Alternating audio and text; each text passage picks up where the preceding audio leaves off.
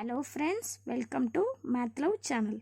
இன்றைக்கி நம்ம என்ன பார்க்க போகிறோன்னா 10th standard chapter 1 relation and function exercise 1.2 உள்ள இன்ட்ரோடக்ஷன் பார்ப்போம். எக்ஸசைஸ் 1.2 போகிறதுக்கு முன்னாடி ரிலேஷன்னா என்ன? ஒரு ரிலேஷன்னா ஏவும் பியும் ரெண்டு நான் எம்டி செட்ஸ் எடுத்துக்கிட்டு அதை ஏக்கு relation R from A to B subset of A cross B satisfying some specific condition கொடுத்துருக்காங்க. இப்போ இதில் ஏவும் பியும் ரெண்டு நான் எம்டி செட்டு, ஓகேவா? இப்போ இதில் ஏலேருந்து ரிலேஷன் வரணும் அப்படின்னா ஃப்ரம் A to Bக்கு என்ன இருக்கணும்னா A cross B சப்செட்டாக இருக்கணும்னு சொல்கிறாங்க. இப்போ நம்மளுக்கு ஃபஸ்ட்டு சப்செட்னா என்னன்னு தெரியணும். சப்செட்னா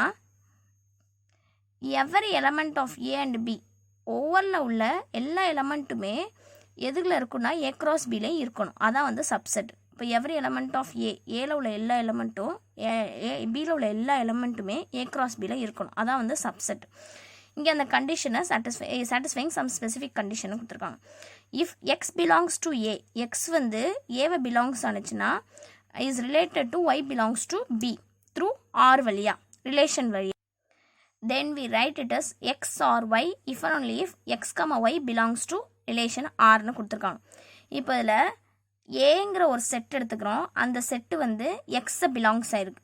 அது மாதிரி பிங்கிற ஒரு செட் எடுத்துகிட்டு அது ஒய்யை பிலாங்ஸ் ஆயிருக்கு. இது ரெண்டுமே எது வழியானா ஆர் ரிலேஷன் வழியாக சொல்லியிருக்காங்க. இதை நம்ம எப்படி எழுதலாம்னா எக்ஸ் ரிலேஷன் ஒய்ன்னு எழுதலாம். இதான் ரிலேஷன். ரிலேஷன் என்ன சொல்லியிருக்காங்க? ரெண்டு நான் எம்டி செட் எடுக்கிறோம்.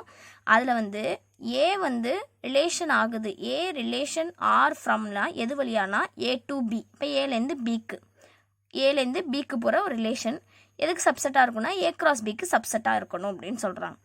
அடுத்து இதில் டொமைன். டொமைன்னா என்னென்னா, இப்போ நம்ம ஏ பின்னு ரெண்டு செட் எடுக்கிறோம்ல, அதில் அந்த ஃபஸ்ட்டு செட் ஏ இருக்குல்ல, அது பேர் டொமைன்னு சொல்லணும்.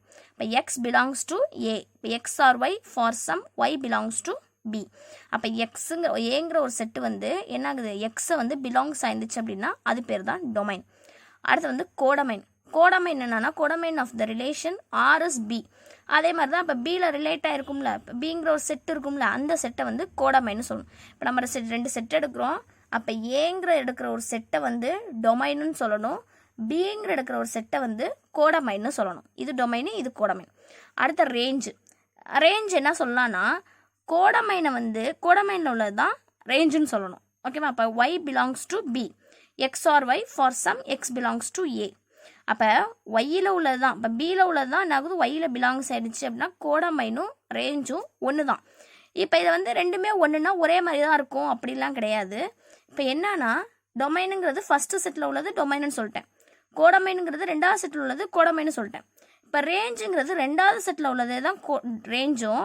ஆனால் ஏவும் பியும் கனெக்ட் ஆகுது தெரியுமா? கனெக்டாக இருக்கிற நம்பர்ஸை மட்டும்தான் ரேஞ்சில் சொல்லணும்.